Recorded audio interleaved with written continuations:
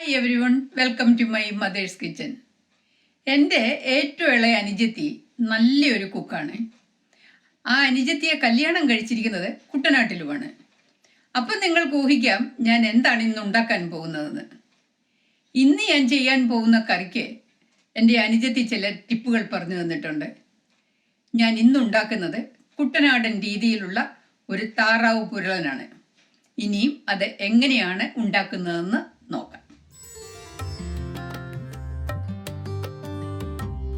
താറാവ് കറിക്ക് 4 പൗണ്ട് താറാവാണിത്. ഇത് ഞാൻ കഴുകി ചെറിയ കഷ്ണങ്ങളാക്കി മുറിച്ചിരിക്കുന്നതാണ്. പക്ഷെ ഇത് വാങ്ങിച്ചപ്പോൾ 6 പൗണ്ടോളം ഉണ്ടായിരുന്നു. തൊലിയെല്ലാം കളഞ്ഞ് എടുത്തപ്പോൾ 4 പൗണ്ടേ ഉള്ളൂ. പക്ഷെ ഇത് ഞാൻ മാരിനേറ്റ് ചെയ്ത് വെച്ചിരിക്കുകയാണ്. മാരിനേറ്റിന് ഞാൻ എടുത്തത് 1 ടീസ്പൂൺ ഉപ്പും 1/2 ടീസ്പൂൺ മഞ്ഞൾപ്പൊടിയും 1 ടീസ്പൂൺ കുരുമുളക് പൊടിയും 1 ടീസ്പൂൺ പെരിഞ്ചീരകം പൊടിയും കൂടെ മിക്സ് ചെയ്ത് ഇതിൽ പുരട്ടി വെച്ചിട്ട് ഇപ്പോൾ 1 മണിക്കൂറോളം കഴിഞ്ഞതാണിത്. ഈ താറാവ് കറിയിൽ ഞാൻ സ്വല്പം കിഴങ്ങ് ചേർക്കുന്നുണ്ട്. അത് കറിയിൽ ഇടുന്നതിന് മുൻപേ ചെറുതായിട്ട് ഞാനൊന്ന് എണ്ണയിൽ വറുത്തെടുക്കുകയാണ്. ഈ ചട്ടിയിൽ ഞാനൊരു 2 ടേബിൾ സ്പൂൺ വെളിച്ചെണ്ണ ഒഴിച്ചിട്ടുണ്ട്. ഇതിലേക്ക് ഞാൻ ഈ കിഴങ്ങിട്ട് വറുത്തെടുക്കുകയാണ്.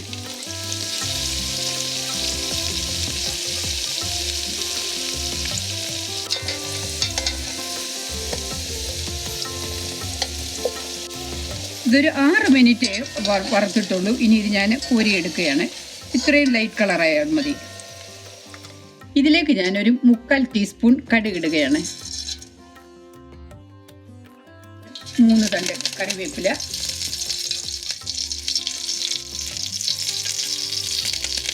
ഈ എണ്ണയിൽ തന്നെയാണ് ഞാൻ കറിക്കുള്ള സവോള വഴറ്റിയെടുക്കുന്നത്. 4 സവോള നീളത്തിൽ ചെറുതായിട്ട് അരിഞ്ഞതാണ്. ഒരു മീഡിയം സൈസിലുള്ള സവോളയാണിത്.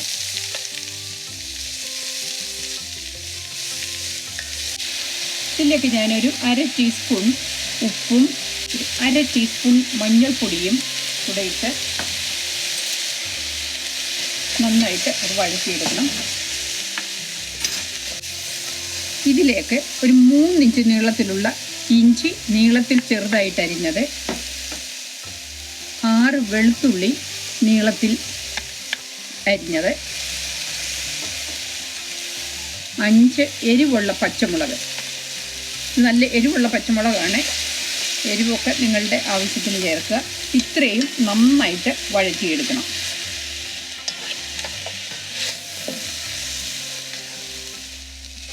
ഉള്ളി നന്നായിട്ട് വഴഞ്ഞിട്ടുണ്ട്. ഒരു 10 മിനിറ്റോളം ഇത് ഞാൻ വഴറ്റാൻ എടുത്തു. ഇതിലേക്ക് ഞാൻ 1.5 ടേബിൾ സ്പൂൺ മല്ലിപ്പൊടി, 2.5 ടീസ്പൂൺ ഗരം മസാലപ്പൊടി, 1 ടീസ്പൂൺ പെരിഞ്ചീരകം പൊടി.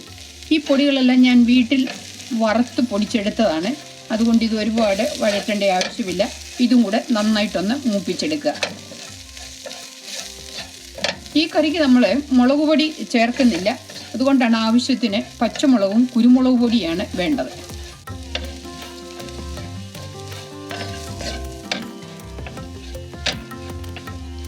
സവോളയും മസാലപ്പൊടിയും നന്നായിട്ട് വഴഞ്ഞിട്ടുണ്ട്. ഇനി ഇതിലേക്ക് ഞാൻ ഇറച്ചി ഇട്ട് കൊടുക്കുകയാണ്.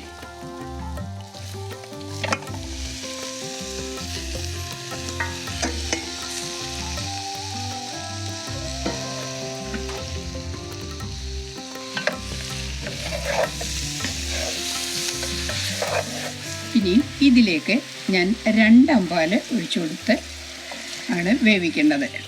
ഇതൊരു 3.5 കപ്പുണ്ട്.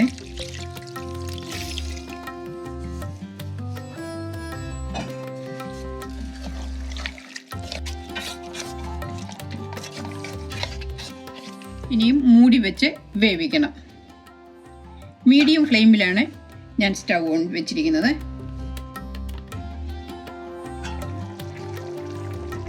ചട്ടി ഇടയ്ക്കൊന്ന് തുറന്ന് നോക്കി വെള്ളം ഉണ്ടോ എന്ന് നോക്കണം. അതുപോലെ ഒന്ന് ചെറുതായിട്ടൊന്ന് ഇളക്കി കൊടുക്കുകയും വേണം. അതുപോലെ സ്റ്റൗ ഞാൻ മീഡിയം ഫ്ലെയിമിൽ നിന്ന് ലോ ഫ്ലെയിമിലേക്ക് ആക്കാൻ പോവുകയാണ്. അല്ലെങ്കിൽ ഇതിൻ്റെ വെള്ളം പെട്ടെന്ന് പറ്റിപ്പോകും. ഇനി ഇത് മൂടി വെച്ച് വേവിക്കുക. ഈ ഇറച്ചി ഒരുമാതിരി വേകാറായിട്ടുണ്ട്.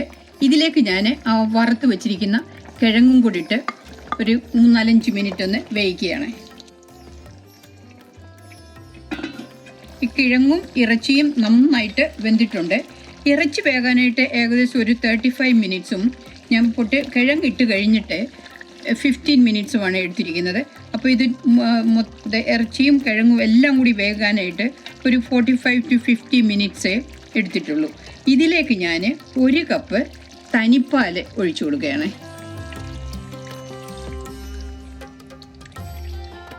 അര ടീസ്പൂൺ ഫ്രഷ് കുരുമുളക് പൊടി, ഒരു 5 ഏലക്ക ഇങ്ങനെ ഞാൻ ചതച്ച് എടുത്തിരിക്കുന്നതാണ്,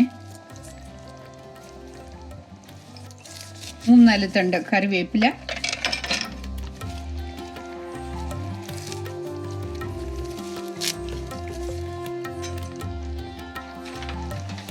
ഇതിലേക്ക് ഞാൻ 1 ടീസ്പൂൺ വിനിഗറും കൂടെ ഒഴിച്ചു കൊടുക്കുകയാണ്. ഈ വിനിഗർ നമ്മൾ ചേർത്തിരിക്കുന്ന എല്ലാ മസാലപ്പൊടിയും കൂടെ യോജിപ്പിച്ച് നല്ലൊരു ഫ്ലേവർ ഈ കറിക്ക് കിട്ടും ഈ വിനിഗർ ഒഴിച്ചാൽ.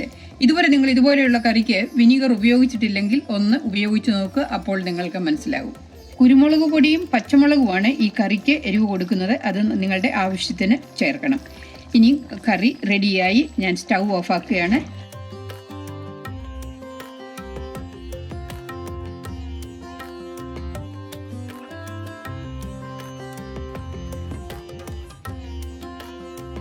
ഈ താറാവ് കറി വളരെ രുചിയുള്ള താറാവ് കറിയാണ്.